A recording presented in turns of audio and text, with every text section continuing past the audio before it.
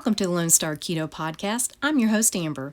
My vision for this podcast is to showcase experts in the keto carnivore community, as well as those who have compelling stories that inspire and give others hope. My wish is that no one has to suffer like I did. If you find value in this podcast, please consider subscribing and hitting that notification button. And as always, feel free to share. Thank you so much for your support. Hi, I'm Amber, and welcome to the Lone Star Keto Podcast. And today we have Bronson Dant with us, and we're going to be talking about the process of change. Welcome, Bronson. Hey, thanks for having me. Appreciate it. It's always fun. Absolutely. Bronson is, I just happened to stumble across him and I just loved his Instagram. He's got some fabulous stuff out there. So I'm going to have all his information. So be sure to check him out, and I'll remind you later in the podcast too. But hey, while you're here, why don't you subscribe to my channel and hit the notification so you won't miss anything. So Bronson, tell us, give us a little bit of background. I know you've been on before, but just go over real quick what you do and where your passion comes from.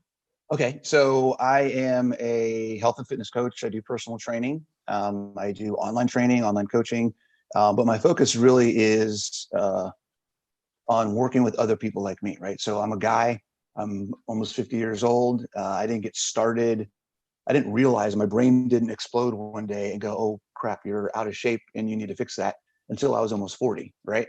So that process for me was we talked about it a little earlier. It was more than just, I need to start working out. It was more than just nutrition. It was mostly a mindset shift, and realizing that not only was I not who I thought I was, but I could be who I wanted to be, and realizing that it's going to take some time. I need some help. I can't do it on my own.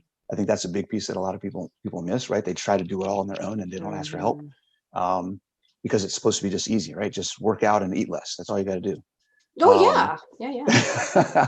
Eat less, move simple. more. That's right. It's simple. That's so easy, which is why it works for so many people. Moderation too, don't forget. Yes, everything in moderation. Yes. Anywho,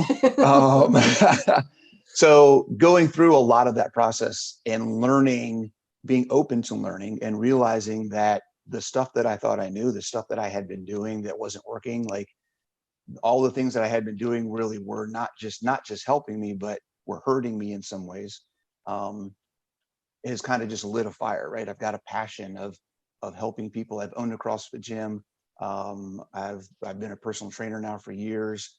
And I just really want to help guys, particularly guys that are in that, almost 40, over 40, 50, whatever, who are like, I'm stuck. I don't know what I'm doing. I need help, right? I'm not happy. And all the different things that affects in their life. Depression, setting an example for their kids, relationship with their significant other, performance on the job, ability to take part in life. Like all of those things, that's kind of where my passion is, in helping people get beyond that. Yeah, and I think it's so important, and we really don't think about this enough, that it's not just one piece of the puzzle, it's the whole puzzle. And if you have one thing out of whack, it's going to mess with the other things as well. So you can have, for me, for instance, my diet is dialed in, and I've got a lot of the other stuff dialed in, except for I'm struggling with stress and the fitness part, because I just can't get my butt motivated enough to go do it, as we talked. And I know how good it is, and I preach that it's good, but I kind of fall short of that. So yeah, absolutely. I love your philosophy with that. And I do think it's so incredibly important. And I'm talking to more and more people who believe the same thing, that I think we're now really starting to understand that it's not just you go and work out in the gym for, 50 hours a week and just, eat your little salad. No, it's not that. It's not that. And it's not just any workout too, right? There's specific things that work and there's other things that don't work, right? So it just like nutrition, right? And we talked about this on our last podcast, right? I just love the synergy of how all this stuff works, right? Because when we talk about nutrition, what works for you today may not work for you a week from now or 2 years from now, right? When it comes to fitness, what works for you today may not work for you 6 months or 2 years from now, right? For someone who's never done anything, going for a walk for a mile a day is going to have benefit, Mm-hmm. After a couple of months of that, it may be a couple of weeks, they're going to say, hey, this isn't doing anything for me anymore. I need to change it, right? Just like nutrition. Doing one thing, you're going to need to change it. You need to take it to the next level. And that's kind of what we're talking about with, I think, where we're going to end up with the topic of what we're talking about today in the process of change, right? Because you change, and as you change, as you get better, improve, get more skilled, get in better shape, improve your health, the things you're doing to maintain and improve have to change with it. Absolutely. So, yeah. Okay, before we get heavy duty into that, let's just say that, and this is what I did, spend 2 to 5 hours a day in the gym, at least 6 days a week, sometimes 7, and extremely obsessed about, and I did everything, lots of cardio, but I also did a lot of weights too. So when, like, I was just doing one thing, I was doing everything that you're supposed to do or whatever. Well, how much more could I possibly do? How much more could I possibly adapt? How much more did I have to keep, adding to? Because after a while, with me, and of course, I did have a disorder, so I'll admit that, but there comes a point where you're like, I can't do anymore. This is too much. I mean, seriously, I have, a job, you have kids, you have, all this stuff going on. You cannot spend 5 hours a day in the gym and then increase it over your lifetime to where you're spending your 24 hours a day in the gym. Right. How do you deal with that? Because like you said, there is this adaptive thing and you do have to kind of change. So, Sure. I mean, how do you deal with that? I'm just curious, because that's one thing that always frustrates me, is that you know that you're going to keep having to increase it. Sure. The challenge isn't necessarily how do I increase it, it's how do I continually update my goals, right? Because it's not about the quantity of how much you're working about, it's what you're working out for.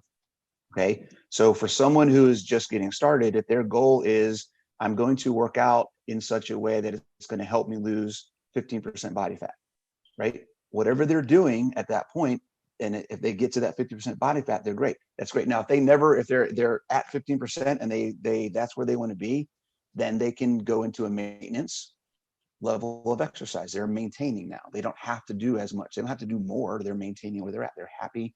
They're content. That's cool. If they have other goals, and this is where the longevity and sustainability of fitness programs come into play. Your fitness programs should tie into your goals, but they should also provide enough variety to keep you interested, right? So if you're doing the same thing all the time and you're like, the only way I know to change this is by doing more, then ask for help from someone who can give you something different to do, right? It's one of the reasons why CrossFit is such an amazing program, right? As a methodology of exercise, because it literally incorporates every single modality, exercise, training method, like it's everything, and you can do anything that you want to do. And it branches off into other areas. So let's say I'm just getting in shape, I want to get started. I do my basic classes. I go in and I learn how to lift weights with barbells. I learn how to do body weight stuff. I learn some basic body weight gymnastic movements. I learn some kettlebell stuff, right? And I'm exposed to all of these things. And just the exposure is helping me improve my fitness. From there, as I get to a higher level of fitness, a higher level of performance, if I want to focus more on kettlebells for a while, I can do that because I know them well enough. I can now specialize a little in that one area. It's going to keep me interested, provide a challenge, and I'm going to get better at certain things.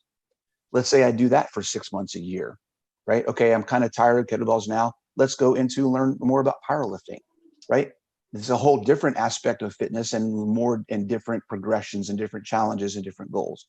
So it's not just about, and then there's gymnastics and plyometrics and Olympic lifting and strongman. I mean, there's so many different areas, right? Swimming, running, biking. You can go on and on and on about all the different areas of something that you can set a goal for that is fitness and performance related. And that doesn't even get into how does that affect your body composition and other health issues. So I think it's more about variety than it is about quantity. And that's what I was just about to ask you. It sounds more like a variety thing, which like when I was doing it, I did a variety. I did a Yeah. bunch of stuff, but yeah, I just felt like I had to keep doing more, eat less, Sure. move more. Well, So I kept doing, less eating, more moving, because if I right. altered this and stopped doing either one of them, I would start packing on the pounds quickly. Right. And that's I think the guiding factor for all of it, no matter how you decide to do your fitness or nutrition as well, because either can go off track really easily, right? When it comes to fitness, we have the mentality of if you eat less, then you're doing better. And we have a mentality on working out. If you work out more, you're doing better, Mhm. right? So if you don't bound those and put them in a box that says goal on the side of it, then you're not going to be able to control what that is, right? Because it's not about quantity, less or more. It's about what are you doing? And you've heard me say this before. What are you doing? And is it going to help you reach your goal? That is the overriding factor for all of it. Absolutely. Okay, so let's go ahead and start talking about the process of change. This is a Yay. big thing for you. And Yes. let's start with fitness. So, Okay. what is the process of change within fitness? There's a couple different layers, but basically it is with anything, right? When you start something new, you don't know anything, right? I don't know how to do this exercise. I don't know how to work out. I don't know what's going on. I don't know what a program is. I don't know what an AMRAP is or a Metcon, all these phrases and acronyms, and I don't understand any of these things, right? What's a set? What's a rep, right? I have no idea. So as you educate yourself, as you get more knowledgeable about something, and then as your body starts getting into things, and you start using your body and learning how to do things, you want to make sure that your progression matches your ability, right? So you don't want to try and do something that you have no reasonable expectation of being able to do, right? And that goes from a weight perspective, a skill perspective, a complexity of a movement perspective, and all of those sorts of things. I see it all the time in two things. One, in two kind of the same thing, but different levels. One is the beginner who comes into a program and they think they know because they've done in the past, right? But it's been 30 years, okay? Or 20 years, and you're working with them and they're like, I got this. And you watch what they're doing and you're like, no, you don't have this. Let's pull you back for a second. And we need to retrain. Like there's a retraining process. So being aware and honest with yourself. It doesn't matter what you did in high school. It doesn't matter what you did in college, right? You're 40 years now, you're 45, you're 50 years old. It's been 15, 10, 20 years, 5 years since you did anything, whatever. You're working with a coach, you're working with a personal trainer, you're working and following a program so that you can get the guidance. So take the guidance, right? If they say you're not ready for that and you need to do this instead, that's probably what you should be doing. And I often see someone who used to do something in the past come in and say, hey, I want to do this advanced program right out the gate. And it's like, you're not ready for that advanced program. You got to start at the beginning. And that's really the basis of the progression, right? The process of change. You have to accept where you are, start small, and work your way up to the big things. I think in the email I sent you, I use the analogy, and anybody that's listened to me has heard me say this before. It's like juggling, right? If you're learning how to juggle, and you come to me and say, hey, I need to learn how to juggle. And I say, okay, great. I'm not going to hand you 3 chainsaws on your first lesson, right? I'm going to give you one ball and I'm going to say, now toss it up and down until you can do that in both hands with no problem, right? When you get that down, and then I'm going to say, now toss it back and forth between both hands until you can do that, no problem. And then I'm going to give you 2 balls and have you figure that out. Like there's a stepping stone, there's a process that you have to go. The dangerous part, and this is where guidance and coaching comes into play, is as you progress, there's a balance between the intensity that you're working and the skill that you're requiring your body to perform, right? The effort, the ability of your body to perform a movement or execute an exercise. There is a fine line where they go up, not at the same time, but they alternate essentially, right? So I may start here, my skill is here. I'm going to give a little bit of intensity and then maintain that intensity until my skill catches up, right? Once my skill catches up, I'm going to increase the intensity a little bit, and then I'm going to keep practicing until my skill catches up. That's how we get better, right? If you push this intensity up a little bit too much and your skill isn't close enough in that little window of of breaking something, right, then that's where you get a problem. And that's where most people get injured, right? Is in that initial learning phase. I'm just getting started with fitness. I went too hard. My body wasn't ready to handle it. And I didn't know that. So I got hurt. Or they just give up because Or they just give up, right? Yeah. it becomes too hard and it's too frustrating. And yeah, I'm sore all the time. I don't understand how this is helping me. Just whatever it is. Yeah. I can't get out of bed today. Well, you probably went too hard, that type of stuff. Yeah. definitely. So give us an example, like if a guy in his 40s came in and say he was a football player, and he says Sure. he at once upon a time, high school, he was like the MVP, whatever, and he The was star awesome. quarterback. Yeah, right? and he was if Al Bundy walked into my gym. exactly. Where would they start? What would you do with them? Basically, I mean, as a coach, right, the first thing is an evaluation. How do they move? Where are they at with different exercises with their movement?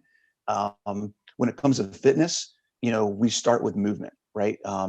Can you move your body with the least amount of stress as possible? So no weights, no equipment, just can you put your arm over your head? How do you, if you sit on a chair, if you want to do a lunge or bend over and pick something up, like, can you move your body? Can you control your body?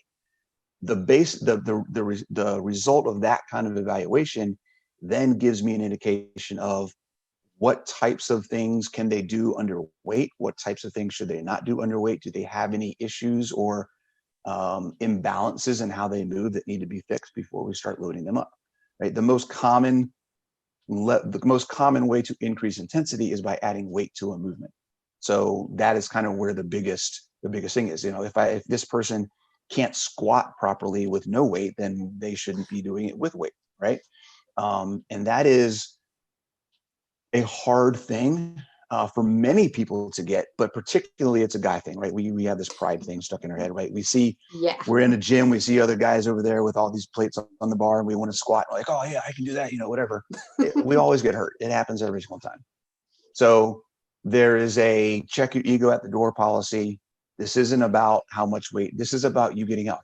And that's another mindset issue that I had to work with, right? It's not about what I can do right now. It's about what will I be able to do 20 years from now, right? Because if I'm trying to kill it and crush it and go to that higher level when I'm not ready for it, then I'm 48 now. When I'm 58, 68, 78, I'm going to be that guy in a wheelchair. And the whole reason I'm doing this is so that that's not me, right? So it's the antithesis of why you're doing it in the first place. Take your time. There's no rush.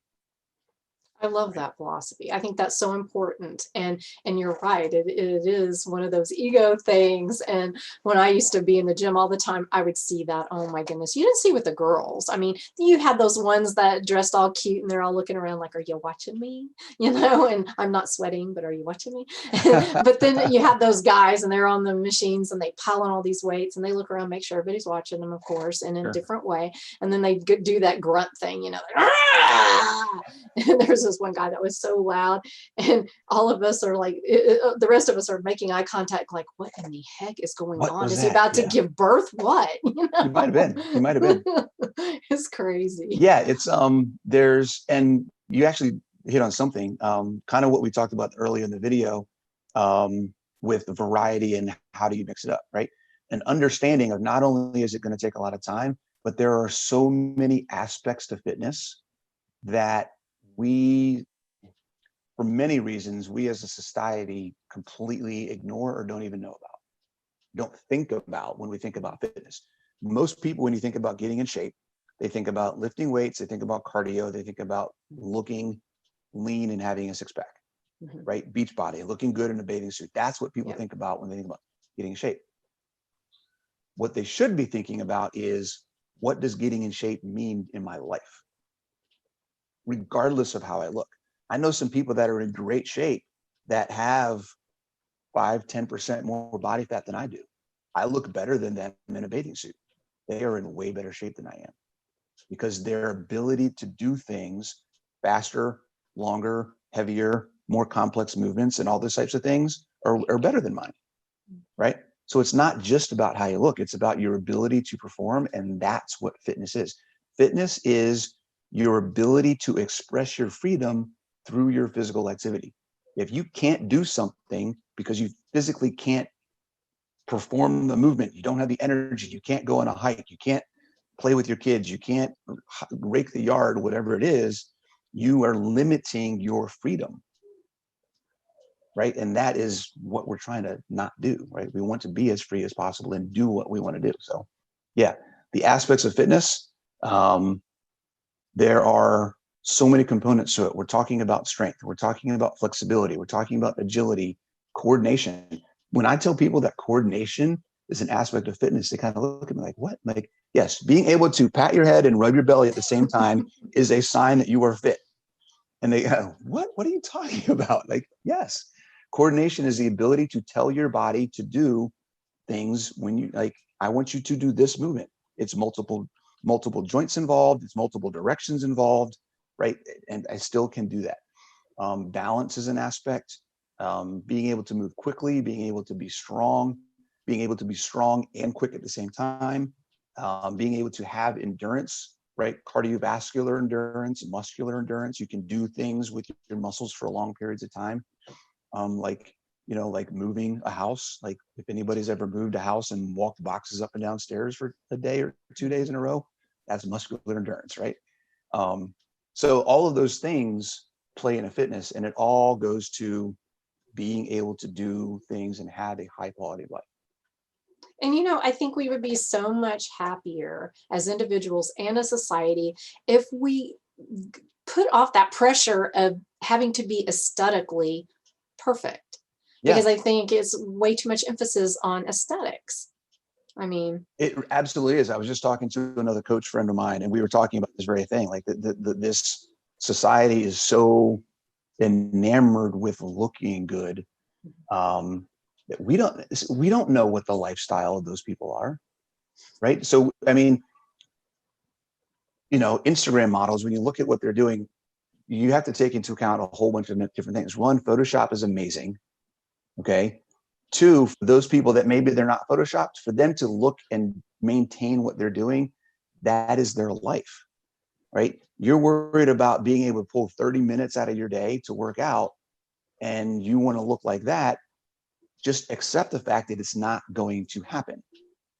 Okay. Your goal, if you want to get healthy, you can do that in 30 minutes a day, right? You cannot get to that level because that level is not healthy. And this is the other thing. People that are at the extreme of the fitness culture, most people that are online fitness models and whatnot, they're not actually healthy in many ways, right? They're living their life, living their life in the gym.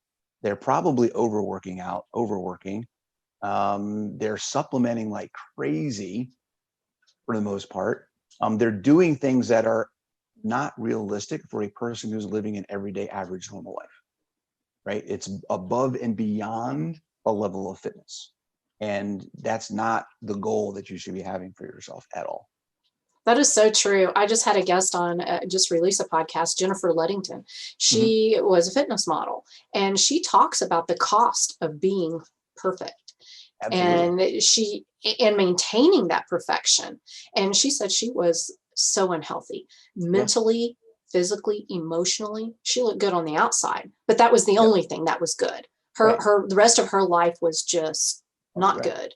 Right. Yeah. And that's so sad. Yeah. And I know tons of bodybuilders. The bodybuilding sport is the epitome of where I think the problem with society is when it comes to fitness, because people look at bodybuilders, those guys are so crazy fit. They are literally the most unhealthy athletes, because I do think there is a level of athleticism, and people say it's not a sport, and I don't want to get into that. But from a fitness perspective, they are the most unfit people that I've ever worked with or know. They look fantastic. They've got tons of muscle and all this kind of stuff, but they've got hormone problems. They've got mental issues. They've got eating disorders. They've got out of balance work life, quality of life issues. There's so many things that are out of whack with that sport.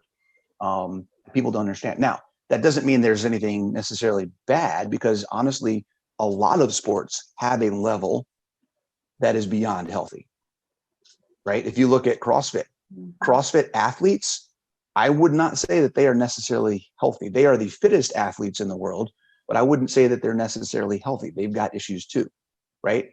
Bikers, right? Elite level bikers, high level bikers, they are definitely not. They've got issues. Every sport has a level that is beyond health, right? That is amazing, fantastic displays and examples of the ability of the human body, but nothing that any of us watching this podcast need to be worried about trying to do. Yeah, you're probably right about that. I was just going to really worry about that myself. Yeah, right. And the thing, we say that kind of laughingly, but that's the picture that when people think about getting in shape, those are the people that they think of. Oh, absolutely. Yeah. Right. What you should be looking at is the guy on your channel or some of the other Instagram accounts that are out there, the guy that is 200 pounds, 250 pounds, but he used to be 300 pounds. That's the guy that we should be looking at for what does it mean to get healthy. Hadi Dumont. Right. Yeah. Do you know right? who he is? Yeah, I've heard the name. Yeah. Wait. Yeah, right? he's awesome. Yes, he right? was very heavy, and he's yeah. lost a bunch of weight, and he power lifts, but it's not excessive. Exactly, but he's got that story of going from unhealthy to healthy. Yes. He's not someone who's going to get on. He's never, he's not going to be on Men's Health magazine from a physique perspective. Right. He should be on there from a this is what health is about, and this is how you can change your life perspective. I'd love to see him on Men's Health magazine for that. Oh, right? Yes, me too. But that's the story that people should be focusing on. And I agree. It's not. So. Yeah, I totally agree. It's so very sad. Well, do you have anything else you want to talk about in the fitness realm before we move on to diet? No, I think we've covered a lot there. Movement comes first. Take your time. Put your ego at the door. Listen to your coach. It's a marathon. It's not a sprint. All the cliches you can possibly think of, but they're cliches for a reason because they're true. And just, stick with the program, trust the process, right? You will get there. Do it right before you do it hard. Eventually you'll be able to do it hard. Take your time. Perfect. Okay. So now let's get into diet and nutrition. What is that process of change? The exact same thing. All right. Well, let's talk about it. It's the exact same thing because you start, I'll just use me as an example. Sometimes I blur my words together. As an example, I will just use my story. So I started, the first thing that I did, and I may have talked about this with you, I don't remember, the first thing that I cut out in my life, and I still cry about sometimes, is French fries. Okay. It was literally, I was like the French fry connoisseur. Like I knew everything about every French fry everywhere. And I had a whole ranking. Like I was this close to becoming like a fry blog guy. Like I could blog about French fries. But when I had this epiphany of holy crap, I need to make a change. One of the things that I did, and I remember like I used to go eat at Red Robin every day. And because they had bottomless fries. Yes. Right. They're good. Yeah. They're good. Right. Little salt. I don't know if you want Old Bay put some Old Bay on there. Great. I had to stop eating at Red Robin just because I knew if I went there, I would get the French fries, and I had to stop. And it was a process. It took me probably almost a year. I'm thinking back now. It's been so long. I'm thinking back now. It took me almost a year to get to a point where I didn't think about French fries every time I went out to eat. Yep. Right. And if I like ordered something and forgot, oh crap, I forgot to say no fries and it came with fries, the struggle was real. Do I eat these? Do I not eat them? They're there. They're so good. It's like, oh my gosh, right? I'm sure you've been there. Like, something happens, like, oh my God, this is there. I could so easily have these. And actually, we're going to go back to that later because I have something to relate to that. Okay. So just starting with that one thing until that became kind of natural. Then it was moving on to the next thing and the next thing and the next thing. The next major jump that I made was going to just Whole Foods and not having anything processed. right? That was kind of the next big thing. I noticed some improvements in fat loss, improvements in fitness in general, energy, things like that, doing that. But my progression went from just cutting out French fries to basically going whole foods like paleo to going low carb. The next big epiphany and the big change that I had was cutting out alcohol, right? I cut out alcohol for 3 weeks. And not that I drank a lot. I drank, 3 or 4 glasses of whiskey a week. Once, every other night or so, I'd have a glass of whiskey. But I lost like 10 pounds of pure fat in 3 weeks just by stopping 3 or 4 glasses of whiskey a week. Right? It's like, like what? So that kind of got me into the low carb, cut out sugar. I got to figure this out. And then from there, it was, hey, I heard about this carnivore thing. Let me try that. And then that's all she wrote since then. So that was May of 2018. So the progression, right?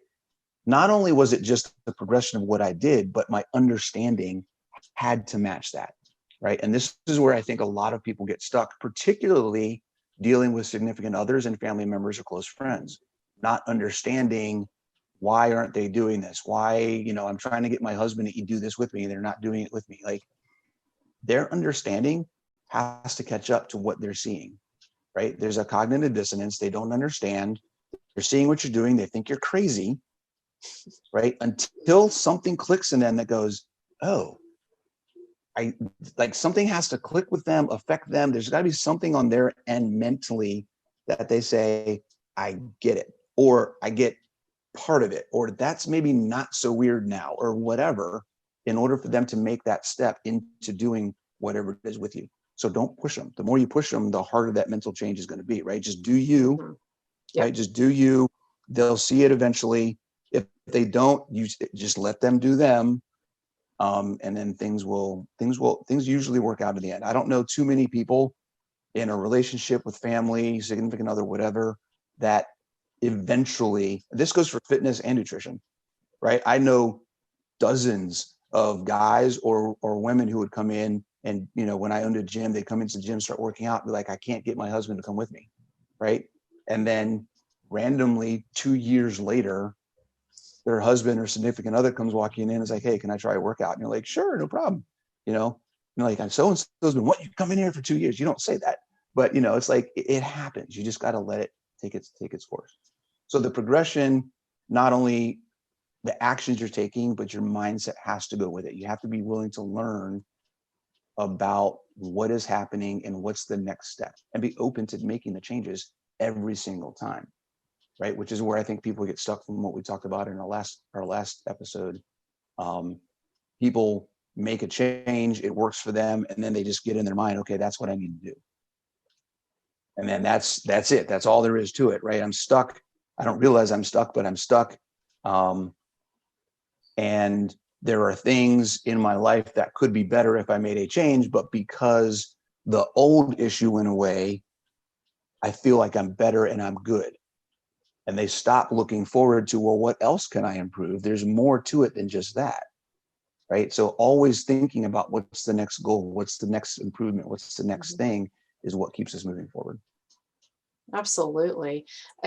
And I know I kind of did that with this last time that I attempted to try something new. Right before I decided I was going to give up. I did it kind of, slowly. Like I didn't know about keto. I didn't know about carnivore, any of that.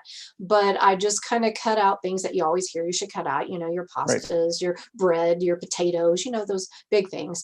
And then when I found out about keto, I kind of moved more in the keto direction, but I did the keto treats and, reproducing everything that you ate that was bad in the keto way.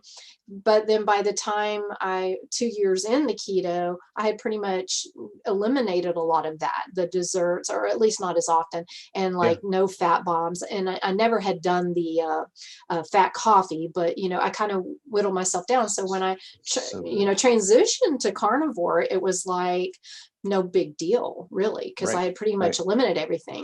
And it was just the whole thought of what you can survive without vegetables. What? Right. Right. I know, mind blown. What are you talking about? Yeah, I mean, that in and of itself was probably the most illuminating thing in my life ever. Right? That we don't need to have vegetables to live. Like, what are you talking about? You're crazy. And it's funny now when I talk to people, and we've talked, I'm trying not to focus on nutrition as much with what I do, because I think it's bigger than just nutrition. But when I talk to people, or people, comment or try to argue with me on social media, it's like, you know, I've been where you are. I used to think the same way, right? I've tried just about every diet you can think of on some level, and this is the only one that makes sense, right? If you take all the information that you get, especially from the fitness side, if you add in fitness stuff, right? If you take all the information that we have on nutrition, and you put things together from a standard American diet methodology or concept to a paleo, to a vegan, to a vegetarian, to a fruitarian, whatever you pick, and you put the science puzzle pieces together, the only one that creates a full picture is carnivore. The only one that creates a full picture of everything from a health perspective, performance perspective, an energy perspective.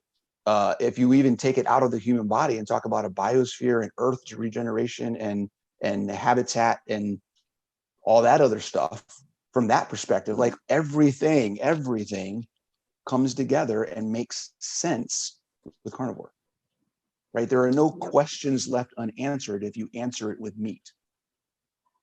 Yeah, I totally agree with that. But I'm going to tell you, some of the comments I get sometimes, and it's not that I'm bashing veggies. I mean, if you can handle it and you enjoy them, I once upon a time really enjoyed them until I realized how bad they hurt me. And now I don't want to have to feel that way ever again, knowing that I don't have to. I thought that was normal, right? But people, it's not normal. So, it's not at all. Yeah, common is not normal. Doesn't have to be. And the other thing too is, I think there's a disparity in understanding because social media is quick ingest, right? There's information, I got to take it. So from our perspective, to get people's eyeballs on our stuff, we have to also be like blah blah blah with information. So people see what we say, and immediately it comes off as veggies are bad, stay away from veggies, they're going to kill you. Right? And that's not necessarily the message. The message is you don't need them, period. I'm not quantifying whether they're good or bad. I'm not quantifying whether you should have them or not. All I'm saying is here's information. You don't need them. Do with it what you will. But people don't see that. They see, stop eating veggies. You shouldn't eat veggies. They're bad, blah, blah, blah. Well, okay, whatever. I eat meat. I do what I do. Have a blast. Yeah, I love that. But do you know how many people would be so happy? Do you know how many men who would love to be meat eaters, but they've always been told meat is bad, saturated fat, heart disease, blah, blah, blah. You must have your veggies, more veggies. You know how happy some of them people would be? Woo, like my dad. He'd be like, wait, what? It was awesome for me. Right. I mean, I went carnivore, and the first thing I did, I literally, in my fridge, I had sausage, I had bacon, I had hamburger. I had a bunch of different things. And I just was like, okay, I'm going carnivore. And I just started eating whatever I had. And then I went shopping and just got a bunch of steaks and meat and bacon. And I had Butcher Box at the time. I ordered a bunch of stuff, like just got all this stuff. And I was like, I'm literally like, is this really a real thing? Like, I'm getting to eat steak every day. I have bacon for breakfast and eggs every day. Like, this can't be, there's no way this is good for me. There's no way. Cholesterol. And that's what made me really start digging into it.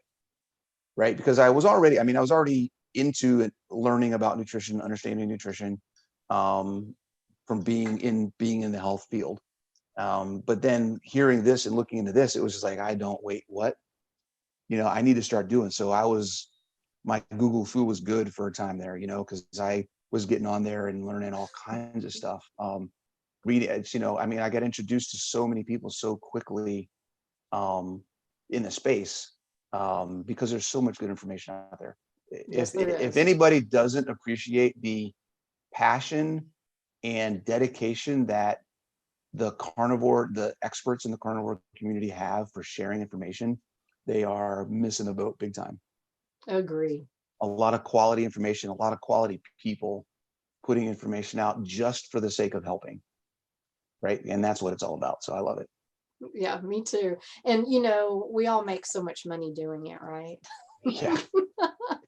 Yes, so much. That always cracks me up, that one. It's like, trust me, it's a labor of love. Trust this is like me. volunteer work at this point, right? Come It on, here we really go. is. It really is. But when you have a passion for something, and like for me, and you're probably in the same boat, it's like I suffered for so long, and it's because I Yeah. had poor information. I didn't know. I didn't know what I didn't know. And Yep. so I don't want anybody else to have to go down, 40 years before they, finally see the light because they weren't given the right information. Sure. At Absolutely. least put a bug in somebody's ear to where they're like, okay, that chick's nuts, but Right. I'm just going to check this out because yeah, she's crazy. And then they start, learning a little bit more. And if that does even that, it's all worth it to me. Absolutely. Absolutely. So Yep. you can believe it, you cannot believe it, you can do it, you cannot do it. But if you're not exposed to it, and do we need to even go into censoring, of information? Goodness gracious, yeah, happening all around. That's just so sad. That opens up a whole nother. Oh, I'm telling you, Yeah. can of worms. Okay, so have we finished our nutrition discussion? Are we ready? I don't know. Do you have any other questions or thoughts or I like? think that's pretty good. We kind of Okay. hit a lot on nutrition, I think, last time. So Yeah. I feel pretty good about that. Yeah. Okay, so how do you apply the process of change to relationships? Because let's face it, relationships are so incredibly important to your health. So it matters too. Yeah. So what's your take on that? I think it's again it's the same process, right? You start somewhere and you work to it. I think the difference being in a relationship, it's multi-layered because it's the actions in the relationship and the mentality of the relationship and the communication relationship between two people, not between one person in themselves, right? When it's nutrition or fitness, you're having your communication, your thought process, and you're doing all that stuff back and forth in your own head, right? When you're doing it with someone else, right? What is the goal of that relationship? Where is that relationship going? And it doesn't have to be an amorous or a love relationship. It could be friends, it could be relatives, it could be whatever. I think the one thing that we tend to not do in our relationships that we do in every other aspect of our lives is set a goal. Why am I in this relationship? What is the goal? What is the purpose of this relationship? What does this relationship fulfill for me? And what am I fulfilling in this relationship for the other person? Right. And then build your actions, build your thought, build your communication around that. Right. We have to be as deliberate in our relationships as we are in other aspects of our lives. And most often we just take our relationships as for granted and they just kind of are what they are. And we just go about and do whatever we do. We don't have to think about the impact we're having on someone else or what that relationship's impact is on our lives. So I think that is the process there, is getting to a point individually where we can evaluate our relationships, but then also getting to a point in our relationships where we can take them somewhere meaningful and not just exist in the relationship. I never really thought about it that way. You're right. Yeah. But that's pretty deep. That's kind of good. I like that. I'm gonna have to think about that one. Yeah, it's a huge one, and I mean, it's something that I think I'm still working on and practicing, but it's definitely a lesson that I've learned over my 48 years, and can be super super super enlightening, because it forces communication on a level that most people don't have. Most people don't have a conversation. Like, when was the last time you talked to your best friend, your spouse, your significant other, your father, your mother, your brother, your sister, your son, your daughter, and said, hey, what are we doing and how can we make our relationship better? Simple conversation like that. I haven't done it enough. I don't know most people that have, but it's definitely something I'm working on. I think if more people did think of it that way, the better off we'd all be, honestly. Yeah. And as a society, I mean, like what we're seeing going on right now, it's like, oh, if and I'm one of these people, I love people. Please Yeah. don't give me a reason to dislike you, because it's hard to make me dislike you. And I don't like being there, because to me, I pretty much love everybody, and sometimes to my detriment. But I'm just like, why you got to do that? Why you got to be like that? Why? And it's like, just a relationship is so important. Yeah. And I think Everything is designed, everything in the world, okay? Every natural thing in the world is designed to grow. When it stops growing, it dies. mm, That's the same with relationships. oh God, that just almost makes me cry right there. Oh Right? wow. I It's had the this same group thing. of friends, very, very, very close, and they were there like we went through a lot of stuff together, and we've kind of grown apart. Mhm. And oh, the dying part, that's kind of the way I Yeah. feel. Yeah. That's And I sad. mean, it's the unfortunate truth. And that doesn't mean it's always a bad thing. Mm, Maybe it's okay for some of your relationships in your life. I would bet that most people have a handful of relationships in their lives that they need to let die. true. Right? I bet that Oh most yeah. people have those. Yeah, It's okay. unfortunately. Yeah. I hear you. Yeah, that's a huge one. And I'm really glad that you brought that into the conversation Mhm. earlier, because I would have never looked at it that way, really. I Right. mean, I know it's important, but I never looked at it quite the same. Yeah. Because it goes the same, right? We talk about fitness, we talk about nutrition, we talk about mindset. Relationships plays a big piece in mindset, and bleeds into your habits and your ability to maintain and sustain fitness and nutrition things.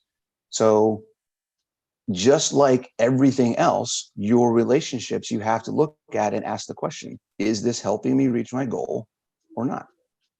Everything always comes back to that question, and then evaluate from there. Just out of curiosity, like what kind of a goal would you have in a relationship? Like pick something and kind of show how you use a goal to make that relationship better. Wow, that's a good question. I think because there's so many different ways you could look at that, right? Depending on the Uh-huh. person and like whatever else. I think, Pick an um, example. yeah, for let's just say my parents, right? Okay. I want to be able to um, be there for them, support them, and help them be successful in where they're going as they get closer to their retirement, right? So my goal is to do what I can to make myself available to them when they need me, right? Mhm. My mom's got things going on, my dad's got things going on. If they call, because it's not something I've been good at in the past, right? If they call, hey, we need help with this, or can you come over and do this or whatever? Yeah, absolutely. I will make time and do that. So for me to enrich our relationship, I've made the goal to make sure that I am available to them when they need me. I like that. So that That's that I guess could be one example. that's awesome. I love that one. Okay, so let's switch it up a little bit and let's talk about lifestyle and the Mhm. process of change with that. And when you're talking lifestyle, what do you mean by lifestyle?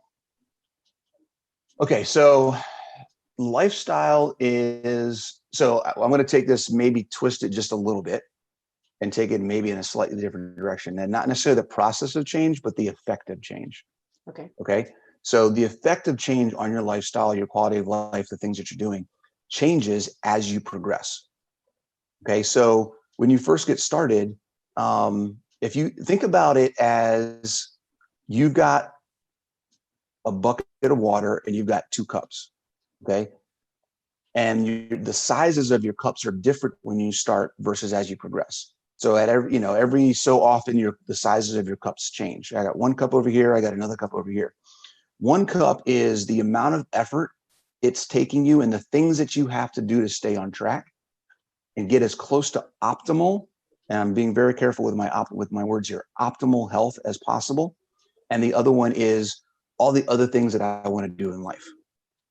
Let's just call it that for now, right? This is still a concept that I'm trying to put into words and describe. I can give you pictures that might make it a little easier, but for now we'll use cups. So I've got one bucket. This is my life, and this is my life energy. I can pour it into doing things to keep on track, right? To get to optimal health, or I can put it into all the other things that I want to do in life. Okay. When you're first making the change and you're making changes in habits and you're trying to build a lifestyle that's going to get you as close to optimal as possible, this optimal cup is bigger. The things I want to do in life has to be small. It has to be small. The bigger this cup is, the smaller this cup is. They're quantum tied, right? It's a quantum mechanics here, right? If this one gets big, this one automatically gets small. You can only have a certain amount because you've only got a certain amount of life energy put into the cups. So when you first get started, you need to put more time and more energy and more effort and be more deliberate about what you're doing at the beginning. As you get closer to your goal and optimal health, that cup can get smaller because it doesn't take as much effort and energy to maintain, right? Maintenance energy is lower than change energy. So if I'm changing, I need more effort. Once I get to where I want to be, it takes less effort to maintain. I can take the leftover, that difference can now go into the things I want to do in life, right? Too often, people try to go back and forth at the same time as progress, right? You know, I'm just getting started on this diet. I'm just getting started on keto or carnivore. I just started a fitness program. Can I have a cheat day every Saturday? No, you can't, right? Now, that doesn't mean that's a flat no for everybody. Yeah, I mean, there are some people who may need that to be able to sustain long-term change. But if they're doing that as a mechanism to cheat the system, that's a whole different aspect of, I have an eating disorder, I have something else that I'm trying to work through, and this helps me maintain, right? There's a different mindset there. Cheats and hacks and all those types of things are not what it's about. Like you said, keto snacks, replacing bad food with the word keto does not mean you're changing anything. It doesn't. Still bad food. So you've got to, I've said this before, and when I talk to clients, I talk to people about what happens when you get there. I'm at a point in my life, I'm about as optimally healthy as I think I can get at 48 years old. Okay. My nutrient levels are good. My blood work is always good. I'm at 10% body fat. I'm physically able to do just about anything I could possibly want to do. Okay. I don't have an energy issue problem. My moods are good. My hormone, like everything is fantastic. I feel great. If I want to have a cup of ice cream, eat a cake, go out and drink, or do any of these things, I have the flexibility to do that because I've got a much bigger bucket of lifestyle that I can pull from, as opposed to staying on track. The energy that I can put into those other things isn't going to set me off. Does that make sense? Mm-hmm. Right? So my ability to deviate from the plan increases because I've reached optimal health. So understanding that process, I think, helps people in the change process when it comes to lifestyle, because you have to accept the fact at the beginning that there are going to be there needs to be a change in priority in your life if you really are trying to make this transition to optimal health, right? You can't have both at the same time and expect to see results. You've got to push, you can't serve two masters. You got to pick one or the other. Am I, which dog am I feeding today? Am I feeding the lifestyle, fun, go out and drink and eat dog, or am I feeding the quality, lifestyle and quality of life? I would say are two different things. We can call them two different things. Am I feeding the quality of life dog who says, stop eating the cake and ice cream and beer and whatnot and go work out, right? Which one's going to get me there faster?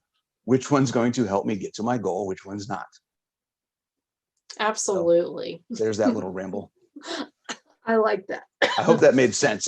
I have a picture in my head, and maybe I'll send you the graphic once I design some kind of graphic. Oh, that would be to go with perfect. that. Yeah.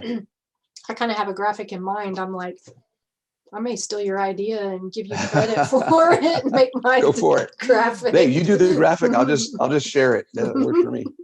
I love it. So that works really well.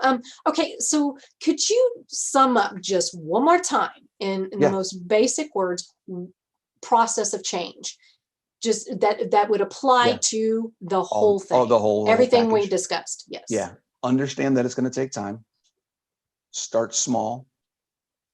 Set real expectations. Have a goal. Get help. And communicate with yourself and those around you. Perfect. I think all of that kind of combined can kind of sum up what we've talked about today. I like that a lot. Okay, so go ahead and talk a little bit about your Apex training system. Okay. Give yourself a little plug. Yeah, I get to talk about me. Right. So I do a few things. So I'm located in the Baltimore, Maryland area. If anybody listening is in the Baltimore, Maryland area, come see me. I'm in Columbia. I do personal training out of the gym in Columbia. I also have an automated online 8-week, basically it's a keto carnivore crash course. So it's all automated. So you sign up for it and you get emails a couple times a week that has information, homework, worksheets, like just how to walk you through how to start carnivore. And then I also do online coaching for carnivore coaching. So if you have any issues or questions, we can talk and work on one. That's pretty much it. I'm on Instagram. I think you'll probably post all my stuff, but at Bronson Dant 72. If you want to see me on Instagram, I've got a Facebook page. I do write a lot of blogs. I don't know if you've ever linked to those on my website, which is apxts.com. And I've got a YouTube channel. I do a ton of videos and stuff, which I really wish YouTube had you could share YouTube videos from one channel to the next. Right? Like you're going to post this video on your YouTube channel. It'd be awesome if I could post it on mine and it, like share this. Yeah, that would be kind of cool. Yeah. But well. Yeah, I don't know how you can exactly do that, but I don't know if you can. I'll just post it in my blog or something. But there you go.